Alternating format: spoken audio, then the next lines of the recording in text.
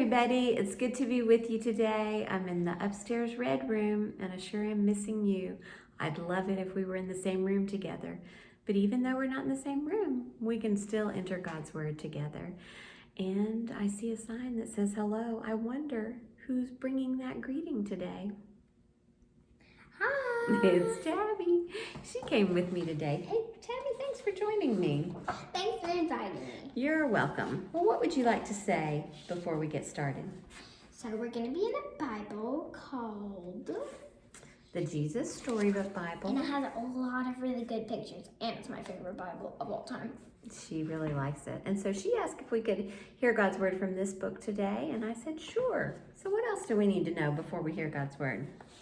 This is an extra thing, but it could be kind.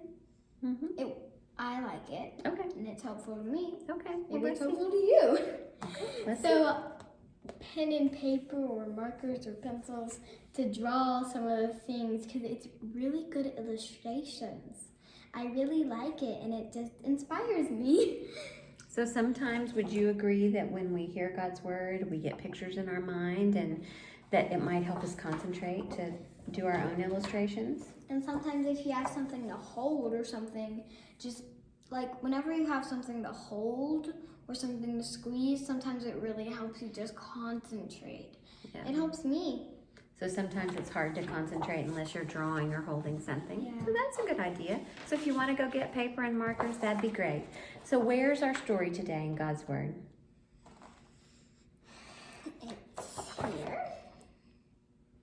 You want to tell us about it? Yeah, sure. It's in the Bible, the Bible, right? And we're in the Old Testament, not the New Testament, the old one.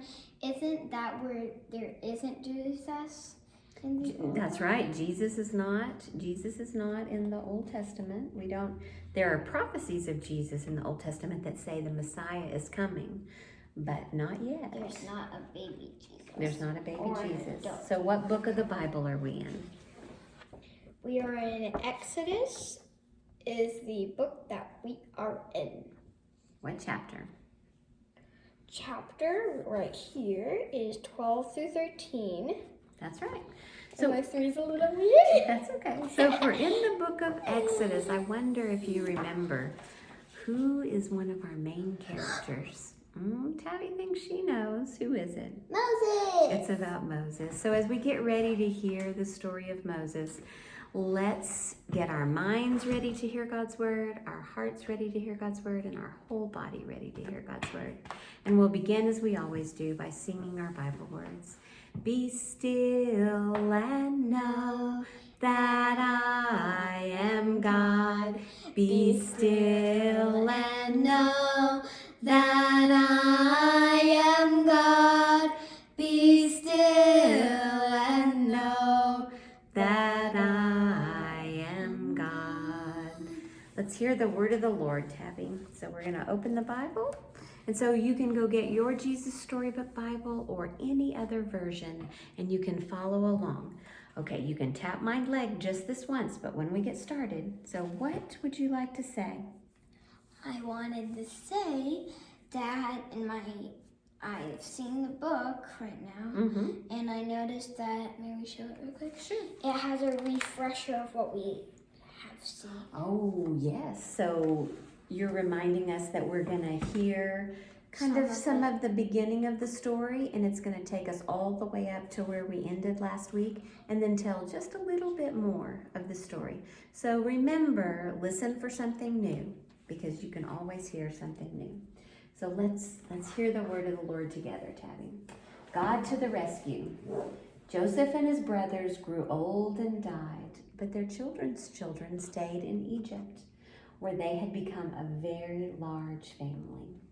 Thank you. It's a little distracting when you touch the words, okay? That's okay.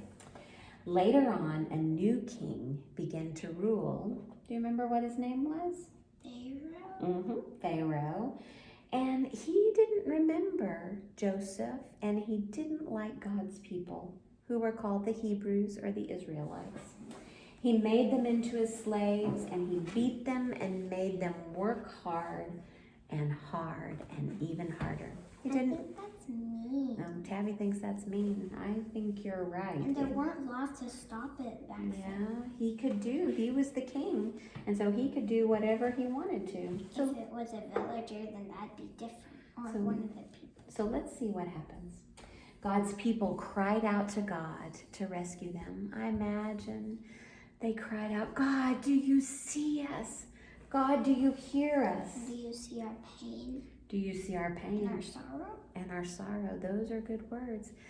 But it says right here, God heard them. He remembered his promise to Abraham, to Isaac, to Jacob, to Joseph. To all his people that he's talked to. Mm-hmm. He would look after his people.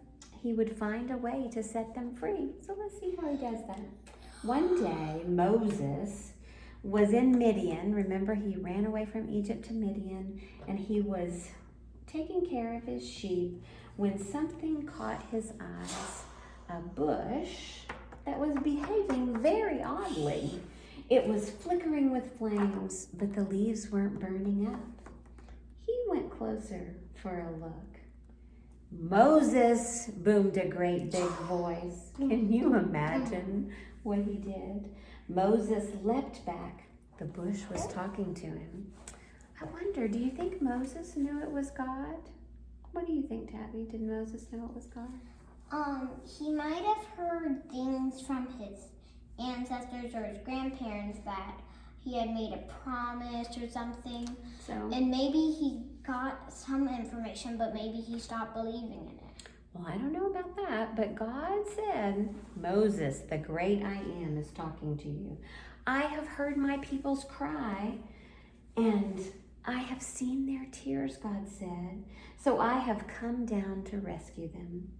Go to Pharaoh, Moses. I have a job for you. Go to Pharaoh and tell him to let my people go free. Moses was afraid, and he didn't really want to do the job that God had for him. But God told him, I will be with you. I will even send your brother Aaron to help you. Put your hand down, please, and let's keep reading. I just have a question. What's your wonder question? What's your wonder question? So I wonder, even after he got there, or maybe was he still nervous? Did he still want to do it, even with his brother or friend's comfort? Did he still like it? Tabby wonders. Well, he tried to get out of his job. He kept telling God, I can't do this. I can't do this. But he eventually did the job that God had asked him to do. He gave in. So let's hear the word of the Lord. So Moses went to Pharaoh. Pharaoh, Moses began. God says, and Pharaoh says, God, who is this God you're talking about? I don't know this God. Never heard of him. But Moses kept talking. God says, let his people go free. Why should I, Pharaoh said. Why should I let the slaves go free? I don't want to, so I won't. And he didn't. First God gave Pharaoh 10 warnings, which are called the plagues. First, God turned the river Nile into blood. I cannot even imagine. No one could drink the water, but still Pharaoh would not let them go. So God made frogs come hopping and leaping and jumping by your bed, frogs, in your hair, frogs, in your soup, frogs. I wouldn't want that in All my cereal. over, everywhere, frogs. No, wouldn't be good in your cereal.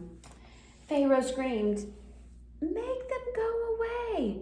Then I'll let your people go. So God sent the frogs away. But Pharaoh changed his mind. You can't go, he said. Then God sent zillions of gnats. But still, Pharaoh said no. So then God sent swarms of flies. Flies buzzing in your eyes, flies. I know, there were so many flies. And after that, sickness and horrible boils and huge hailstorms and a swarm of locusts. Then darkness when it should have been day, until it seemed the whole world, creation and everything was coming undone, falling back into darkness and emptiness and nothingness. But let's remember, all of these things happened only to the Egyptians. They didn't happen to God's people. Why? because God wanted Pharaoh to know that he was the power. But each time Pharaoh said, make it stop and I'll let the people go. And each time when God made it stop, Pharaoh changed his mind. And he said, actually, no, you can't go. Finally, Moses warned Pharaoh, obey God, or he will have to send the very worst plague. It will be the very worst thing of all. But Pharaoh just laughed. I bet it might be sad.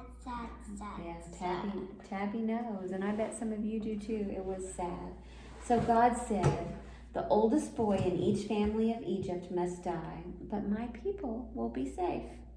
God told his people to take their best lamb, to kill it and put some of its blood on the doorpost, just around, so God would see when he passed over.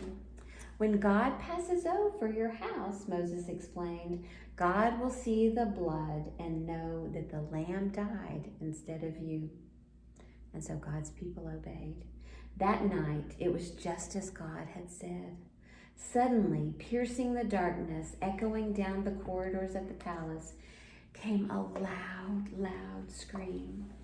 Pharaoh's oldest son had died. At last, Pharaoh did just what God said. Get out, leave, take your people, and go quickly.